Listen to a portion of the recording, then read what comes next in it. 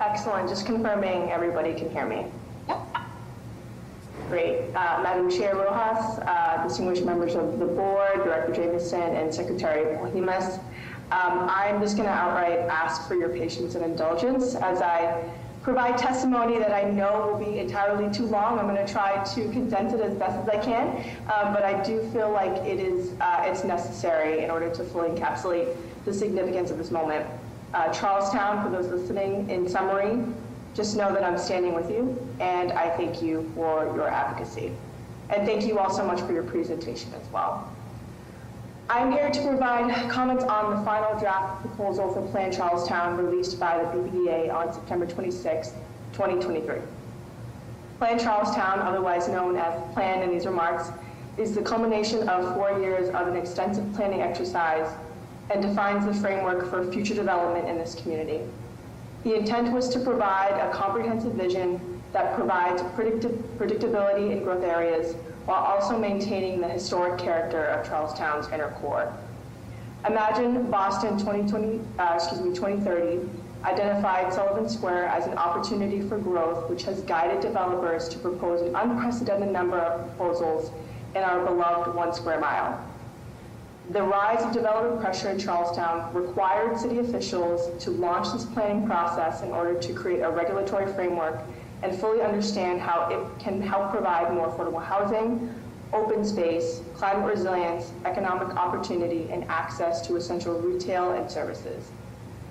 The BPDA's efforts to prioritize planning before development is a necessary step in ensuring that we are growing to the inclusion of existing residents while creating a healthy, thriving, and prosperous city. Additionally, it is essential that we identify underutilized transit-adjacent parcels across the city, not just in Charlestown, that are zoned for uses that do not address the challenges of affordable housing crisis or the affordable housing crisis and other issues. I fully acknowledge that growth and population density are inevitable, and we must assess the best and highest uses of these parcels through an urban planning lens. Moreover, without the implementation of modernized zoning, development will continue given the limitations of our regulatory powers as it relates to the use of private property. In the 4 years since Plan Charlestown began, all of us, elected officials and city staff, have committed to seeking robust feedback from constituents on their needs and wishes for the future of the community. As the District 1 City Councilor, I've heard from a wide variety of constituents with a range of opinions on the plan. As this initiative has progressed, I've reiterated numerous times that the community needs to be driving this planning process to define what Charlestown will look like for future generations. There are some commendable aspects of the plan that do provide a healthy and holistic framework for growth, and I'll share that, and I share the community's support of the following. And I'm going to summarize these points because there are others that I want to get to, especially the areas of disagreement. And please know that I will be supplementing my testimony here with a 10-page comment letter where everybody can read the full extent of it. But areas that I want to highlight are definitely the transition from industrial use to the creation of affordable housing. Specifically, I am pleased with the encouragement of the development of truly affordable housing at lower area median incomes, or AMI levels, for families and individuals along transit-adjacent parcels. Charlestown is in dire need of this and has a significant housing cost burden, where home prices have nearly doubled to an average of $875,000, and 55% of renting households are cost burdened. The housing recommendations plan for the inclusion of individuals and families who currently live there and should be commended. There's also great open space expansion and public realm improvements. With the majority of Charlestown's original peninsula and Lost Village areas built out, there's little opportunity to add green space and open space in close proximity to residential areas. There's a need for Charlestown to build out sports fields given the growing family population, and the plan provides that. However, I do want to uplift the concerns that I've heard from advocates that we need to go further beyond the proposed additional 20 acres of new open space. I'm also a big fan of the Charlestown Green Loop, which is a proposed 3-mile greenway encompassing Charlestown at its edges.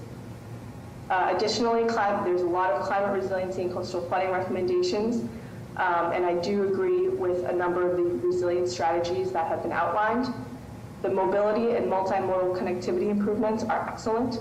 I am pleased with the recommendations for multimodal options that include the installation of bike networks and a brand new Charlestown link mirrored by the Mission Hill link that will provide privately financed and maintained shuttles that will connect residents to essential transit hubs and amenities.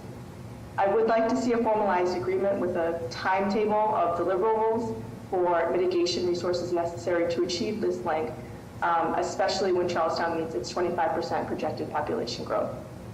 And I do want to uplift, I believe is the jewel of the document, which is the comprehensive neighborhood needs analysis. I provide praise for this in direct response from Charlestown residents who made this request for a more holistic approach to planning.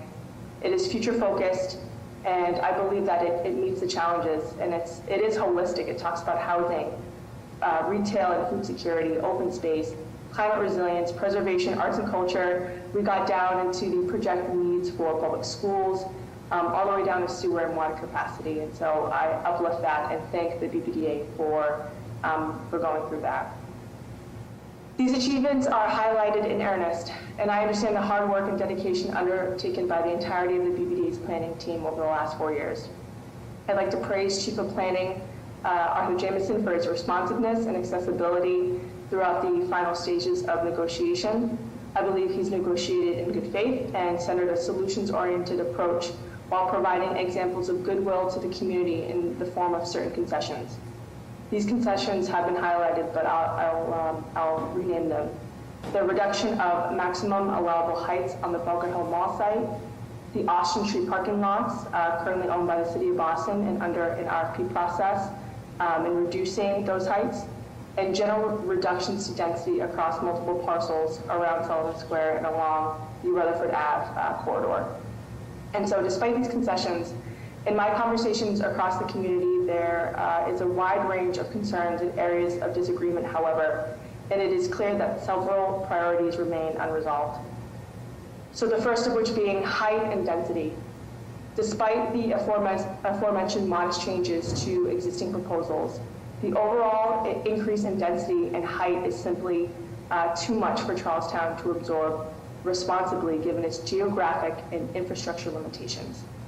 The plan outlines that a major outcome is the rezoning of specific parcels to promote future growth by upzoning areas to accommodate higher FARs or floor area ratios. The reasoning the plan states is that higher density will provide more foot traffic, greater quantity of housing, and greater mitigation in the form of open space and community benefits. As mentioned above, there's recognition that the Sullivan Square area is an identified area of growth, and the proposed levels of FAR of 4.0 and 5.0 are acceptable. I also appreciate the stepping down of heights and densities towards Charlestown's existing residential fabric. However, I share the community sentiment that the collective increase of over 18 million new square footage is undeniably burdensome to existing and near future conditions of Charlestown.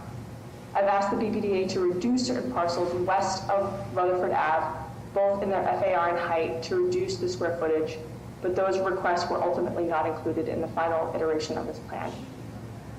The BPDA's vision of creating a replica of the seaport is not a vision that is shared by the majority of Charlestown residents, and woefully neglects the growing pains related to transportation, basic amenities, public safety, and the exclusivity of historically marginalized populations seen in both the seaport and South Boston within the last decade.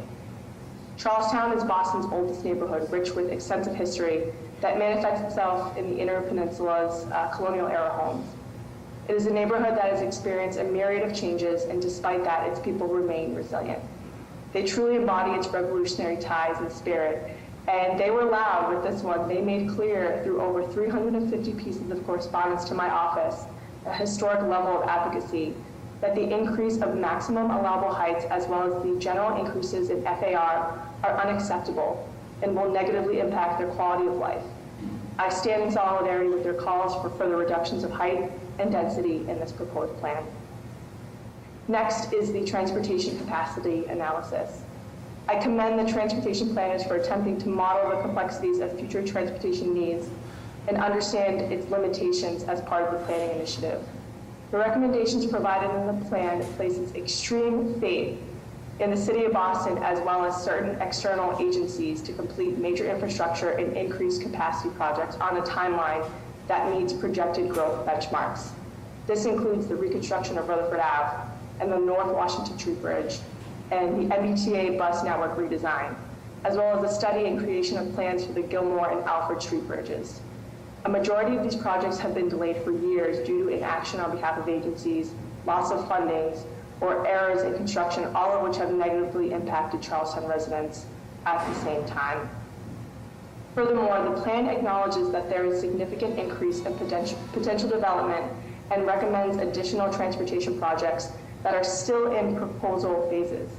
This includes a new high-frequency bus lane on Rutherford Ave to ease single-use car trips along the northern corridor, new publicly accessible, privately funded shuttles routes to augment MBTA services, which is still under review by the Lower Mystic Transportation Management Association, further study of a new MBTA commuter rail at Sullivan Square, and lastly, the MBTA's Orange Line Transformation Project, whose contract for new train cars, for example, was awarded in 2014 for $1 billion and is yet to be realized with no end in sight. As you know, Charlestown is a 1 square mile peninsula with 3 major points of entry and exit.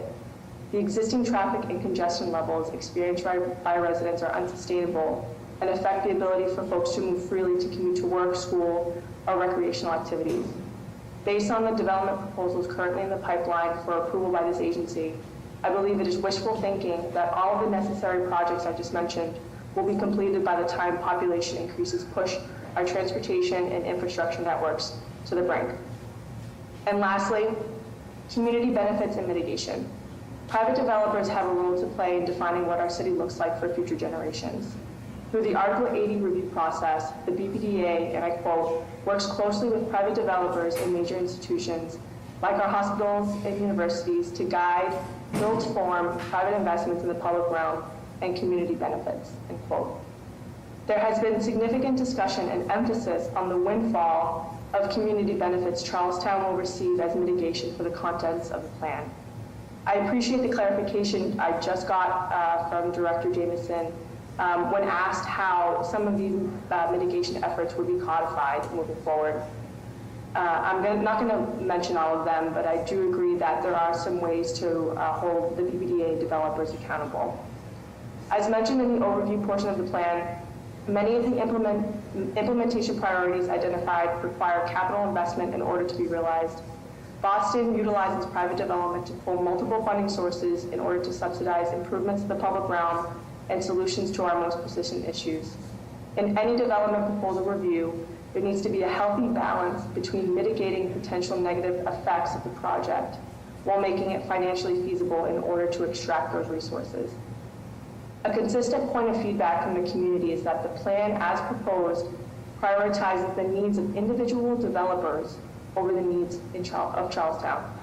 I share this sentiment and encourage future planning initiatives and stakeholders within the BPDA to place more consideration on the suggestions and comments made by residents, which validates their lived experience and is the true meaning of community-led planning.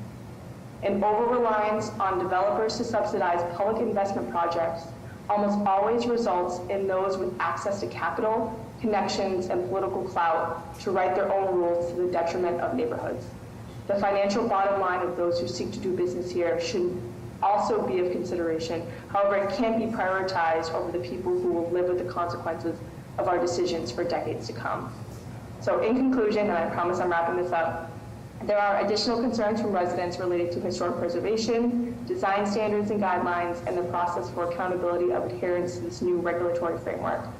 The implementation of the plan's 90+ recommendations ranges from the immediate, while others will require the full 30-year horizon.